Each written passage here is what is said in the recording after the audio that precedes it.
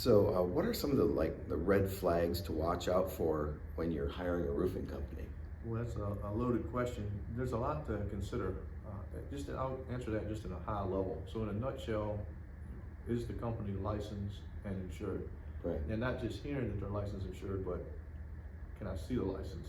Can I see that the date's valid? What kind of licensure is it? Is it a Class A or is it a Class C? Right.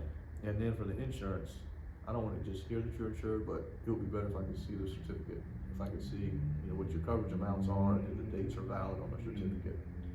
So that'd be the two kind of first overall things. Then I would be looking at reviews. What are the reviews on Google? What are the reviews on Facebook? What are the reviews online? Mm-hmm.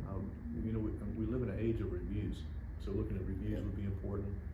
And then I would want to know, or at least have some level of comfort, that during this messy roof replacement and installation process, that my house is going to be protected. Right. What steps are y'all going to take to keep things clean around here?